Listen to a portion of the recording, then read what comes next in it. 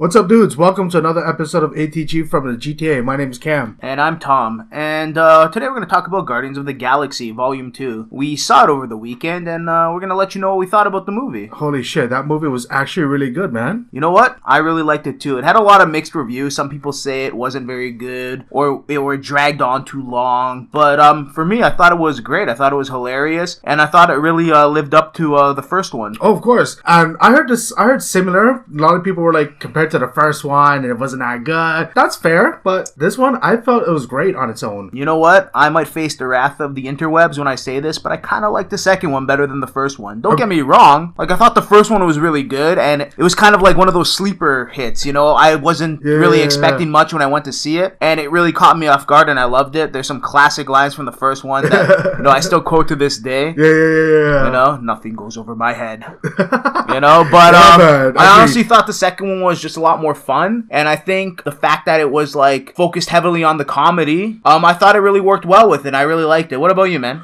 I actually liked how we actually got a little bit more backstory of more characters. We got to see like Yondu and the Ravagers, a little bit more of how things go on their side with like Stallone cameo. Oh yeah. when Stallone showed up, I was like praying to God he was gonna be like, "Hi, I'm Captain Balboa." That would have been awesome. Yes! That would have been awesome. And then, you know, like tiny bit more of like the backstory of his parents. Cool. We get a little bit more of that. Drax, we got to see like, you know, a softer side of Drax. Like when Mantis touched him and you felt the emotion. Holy crap, that was amazing. You mean the emotion of laughter? That one and the tear, the crying moment when they were sitting on the steps. Oh, okay. I don't remember that moment. You don't remember that? Okay. No. Anyways, refresh me. Okay, so there was a moment where Drax and Mantis were sitting on the steps just looking out to the flower fields, and he was just saying like how he used to take his little girl out. Oh, yeah, the hideous part where she's like, "I'm disgusting." Yeah, during that part, and then she just touches Drax's shoulder, and then she's crying, she's bawling, and then the camera pans to Drax, and he's just sitting there, not like plain, empty, but you could tell like, holy shit, man. Yeah, you're right. That was a pretty cool scene. I think they may have been able to do more with it, kind of give us more of a backstory. Like, we know it was about Drax's family. They didn't really mention more than just that. In fact, now that you mention it, it kind of focused mainly on Star-Lord and Yondu. Of course. We only got a little bit what was going on in the first one. That's fine. First one, introducing the characters a little by little. Cool. Now, second one, let's just go all out and see more what's going on with them. Well, just like I said, just pretty much with those two. Yeah. They didn't really carry on much more with Rocket or, Groot. You know, he was just baby Groot. He was in there for the Oz. He was essentially like reincarnated Groot. So he's pretty much he was pretty much the mascot that movie. Dude, they even yelled mascot at him in the ship. That's true. I remember that. You kind of got a little bit more of a backstory on Gamora and Nebula. Yeah. How, you know, they actually do like each other and they just don't want to murder each other. Although I really think Gamora is probably the worst character for me. She's very predictable and really basic. She wasn't as strong as a character compared to the first one, in my opinion. I agree 100%. I thought her character was really, really well done in the first Guardians. Maybe because, you know, she did kind of take a backseat to Star-Lord's basically origin. Yeah. And, you know, Yondu's personal storyline redemption quest, I guess you can call it. Of course. Yeah, I didn't really like her this movie. I thought, although, you know, she didn't have much in this movie anyways, to be honest. She was a lot more toned down. Yeah, 100%. Yeah. Favorite scene? It's gonna have to be the Rocket scene in the forest when he's fucking up all those guys who are trying to like infiltrate, sneak up on them. He's just chilling. Oh, okay. This button, you're fucked. This button, you're fucked. So when Rocket was pretty much trolling all of Yondu's fleet there. Yeah. That was actually really entertaining for me. Yeah, I thought that was pretty cool. I thought it showed a good side of Rocket that was very similar to in the comics, kind of like the reckless, like doesn't give a shit kind of Rocket I Raccoon. will blow shit up and not care. Yeah, how about you, man? That was pretty awesome. For me, I think my favorite scene has to be the scene with Yondu and Star-Lord. Which one? Well, I don't get me wrong, I appreciated the heartfelt redemption of Yondu, kind of like being like, "I'm your daddy," yeah, kind of thing. But my favorite scene in the whole movie, I cracked up, is when Yondu was kind of floating down with his little arrow, and Star-Lord's like, "You look like Mary Poppins," and he's like, "Is he cool?" And he's like, "Yeah," and he's like, "I'm Mary Poppins, y'all." That was the best. I cracked up. Holy shit! Lost it. All right, what about worst scene? The scene you didn't like. It wasn't a worst scene per se, but it bugged me when the fleet were in space shooting at each other. A lot of the laser sounds sounded a whole lot like the Star Wars laser sounds. Well, I'm pretty sure lasers sound like lasers. But it sounded specifically like Star Wars. That just bugged me. Well, Well, what did you want the lasers to sound like? I don't know, and I don't care. Well, you clearly care. It just sounded weird. It's too Star Warsy for me, man. Okay. That was it. Well, you know, if the only thing you don't like about a movie is the sound of the lasers, it was a pretty good movie then. Okay, then fair. All right, fine. Retract. I didn't like how we didn't get to see Thanos. Yep, I'm a big Thanos fan, and I also didn't like that they didn't have any kind of, like, reference to Thanos, especially with the Infinity War movie coming up. Oh, yeah, definitely. A small little reference, like... They referenced Warlock, though. They did? Adam Warlock. Like, I'm pretty sure that was Adam Warlock. Yeah, after the, like, 5 end credit scenes. Well, no, they oh, yeah, it was an end credit scene, yeah, when she was incubating him. Yeah. And, yeah, that was a pretty cool, like, awesome little, like, nod to the Infinity Stones. However, like you said, they didn't mention anything of Thanos. Yeah. Oh, you also saw the Watchers, which was kind of cool. That was pretty badass. So, enlighten me. I kind of veered off away from that part of the comics. Who is Adam Warlock again? So, who's Adam Warlock, eh? Well, he's pretty much like this godlike figure in the Marvel Universe. Kind of like based around, like, Christ. Huh. Yeah, I know. There's even one part in the comics where he gets crucified. What? Yeah, man. It was pretty big, like, religious parallels with him. Okay. You know, if the name Adam didn't give it away. I didn't even look at it that way. Holy shit. Wow. Yeah, well, he's supposed to be like the perfect being, right? Right, he was created right. to be the perfect being, like they mentioned in the comics. However, the comics and the movies, as we know, are not the same thing. Yeah, like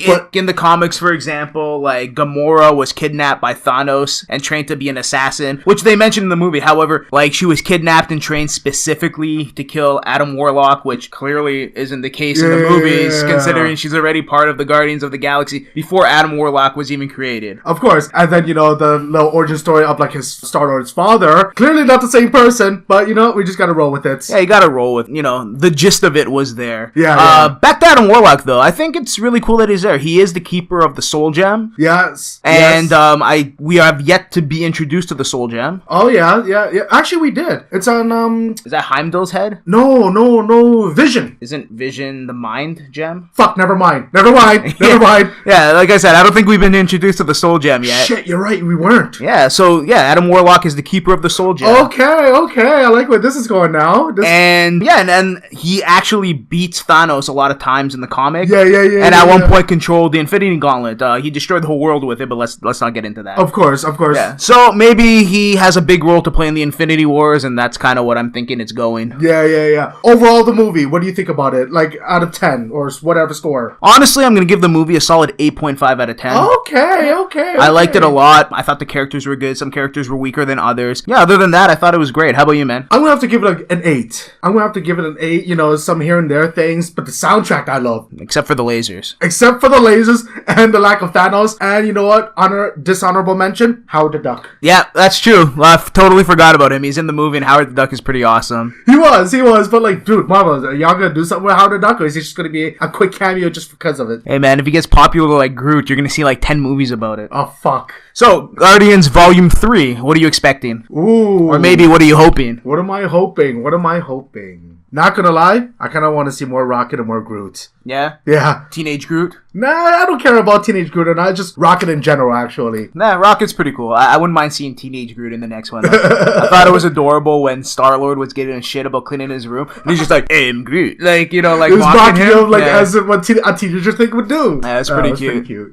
For me... Yeah, man, let's hear what you wanted to see. I'd like it to kind of go along the lines of what we saw in Free Comic Book Day. I'm listening. So, you know how they had the Guardians of Galaxy kind of preview comic? Yeah. I would like the third Guardians to be kind of like that. Like, they go back to Earth for whatever reason. Of course. And they help out, like, Earth's heroes. Like, you know, they help out Daredevil and Hell's Kitchen like they did in the comics. Help out Spidey. You know what I mean? Yeah, of course. I think that'd be really cool. You see, like, that side of the Marvel Universe cross with the other side of the Marvel Universe. Yeah. So I think that'd be really cool. Speaking of which, what did you think about Free Comic Book Day? Unfortunately, I didn't get to go to any other shop. I only just went to one shop. That was it. Well, it's kind of all you can really do, man. The lineups are insane. They were, man. Dude, I had just finished like a midnight shift. I went to go line up. The lineup still went around the corner. Yeah, what's up with all these like big comic shops being like comic Nazis? Yeah, man. They were so like as if stock was so scarce. So like, nah, man, you can only grab one. Yeah, man. There's like a ton of comics, and I want to grab some for some friends and stuff. Like that's the whole point of Free Comic Book Day. Why the hell not? You grab stacks of comics that you keep for a couple months, and then you chuck in the garbage. Yeah. You know what I mean? Just to catch you up on what's going on in all the comic universes. And just for shits and giggles, a little preview. Why the hell not? Yeah, I've never seen people so like conservative about these free books. Like they're not worth anything, so I don't understand like why they're so conservative about them. Man, they have the same mentality as like a Black Friday. They just want to kick you out of the way just to grab whatever deal they can find. Yeah, man, it was like totally not in the spirit of free comic book dailies, not the way I remember it, you know? Yeah, I know, man. What did you pick up that you enjoyed? Me, I really liked the Zelda comic. It kind of like brought you some insight on the manga. Oh, yeah. Based on Twilight Princess. Yeah, that's cool. I also, like I said, I liked the Guardians one. I thought that was really cool. The Spider-Man one was really awesome, too. Okay. It's kind of like a free advertisement for their new movie coming up. You know, it featured Spidey and the Vulture. But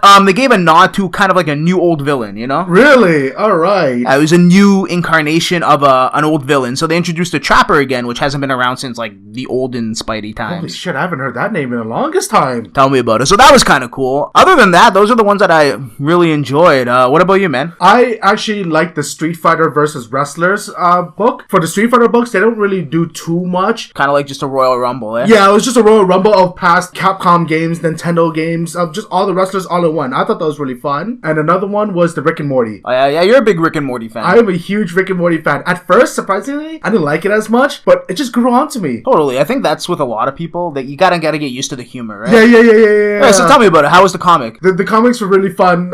For Rick and Morty, it's just bullshit adventures, them going around. Like, there's no chronological order of what goes on. It could be any order how you look at it. And it also featured the a little preview for the next miniseries called Pocket Like You Stole It. Oh yeah? What's that like? Basically, from what I can gather, is just Rick gathering a bunch of Morty and having them fight to the death. Like a bunch of Mortys, the character? Yeah. Different dimensions. Oh, that sounds actually really cool. Yeah, man. Speaking about, fighting and battling, Uh-huh. did you check out the Attack on Titan comic? I did not get a chance to take a look at that one yet. It was pretty cool. It's like this original little story, which kind of like was based off of season 2. Right. So you have Armor Titan fighting Aaron's Titan. Right. Okay. And there's some spoilers in the comic book season 2. Of course. Speaking of spoilers, have you seen season 2 yet? Are you up to date? I am up to date, man. Holy shit, bro. Holy shit. Did you see the last cliffhanger for the last episode that just passed? What the fuck, right? I kind of knew, because it's like, how many people had that stupid haircut? Yeah. The haircut was a dead giveaway for Reiner, man. Yeah, Reiner's haircut, I'm like, why does the Armor Titan and Reiner have the same... Oh my god! Yeah, well, it didn't click in until, when they were just standing on top of the wall, just talking about it. It didn't click in when he was, literally carrying a Titan on his back. Afterwards. That's when it kicked in for you. Yeah, you didn't put 2 and 2 together when he was, pretty much, manhandling a Titan by himself. No. See, yeah, when I saw that and I saw the stupid haircut, I got it right away. Really? But it totally caught me off guard, the way they just announced it like that. Yeah. I just didn't remember too much of, Armored Titan, what he looked like. No, that's fair, too, but, come on, man. How did... They just blurted it out there. No, running around the bush. Yeah. And holy shit, that Colossal Titan, man. Yeah, man, that's crazy. But you know what? To be fair, it is very, very close to the way it was written in the manga. Yeah. The reveal is very similar to the manga. And a lot of people were complaining about how, they weren't even secreted about it. They just kind of threw it out there they're talking about, the weather. Next thing you know, he's like, I'm the Iron Titan. And then he's like, Reiner, what are you saying? He's like, Berthold is the Colossal Titan. And then Aaron's like, ha, you guys are totally joking. And then they get fighting and shit, and that's where the episode ends. And yeah, they reveal themselves, and man, what an way to end the episode, man. I'm dying to see the next one. Oh, of course, man. Not to mention, it's been all over. Like each episode has been packed with crazy ass surprises, like Ymir being the dancing Titan. Yeah. And holy shit, the Titans are talking so creepy, man. Yeah, I know. That's crazy. Like the Titan that might be Connie's mother. Fuck, I just got shivers for a second there. Not to mention Beast Titan. Beast Titan's fucking badass. He is disturbing. He was just telling the Titans, wait. I said to wait. Okay, do your shit now. What the fuck? Yeah, and who's the Beast Titan? He's obviously somebody. Yeah, of course. And it's who's that? Another thing I don't get, Reiner, Berthold, Annie, they said in that episode how they want to exterminate the human race. That was their mission. Yeah, that to me, I'm like, why? Aren't they human? Or I guess they're not human because they're Titans, but they're both, you know what I mean? Yeah, of course. That's crazy. I know they all come from the same town and all that stuff, stuff. Yeah. Maybe we'll find out more when they finally reach Aaron's basement. Yeah. Holy shit! I completely forgot about that basement. Yeah, every couple episodes they show that he still has the key to kind of be like, we're going to the basement, guys. You know what I mean? But still, there's not, there's so much crazy shit happening. There's not a lot of answers, and I can't wait to kind of start piecing everything together. Well, luckily we're just only like 6 episodes in, so there's a long way to go. No, we don't. There's only 12 episodes, man. Fuck. That's why each episode is action packed. Like each episode is pretty much a chapter from the manga. Yeah. So they're like keeping like really, really, close to the source material, but they're like zooming through it. Like each episode's a chapter, pretty much. Yeah, of course. So hopefully we're gonna find out sooner or later. Like I don't read the manga, I just know like bits and pieces of it, and I don't want to read it because I don't want to spoil it for myself. Yeah, but of course. Damn, man, this show's getting intense, and I can't wait to see the next episode where Eren and the Armor Titans start battling it out. Yeah, man. It's gonna be crazy. And just like that, we're all out of time. Thank you very much for tuning in, guys. Yeah, man. Talk to you next time. Peace. Later.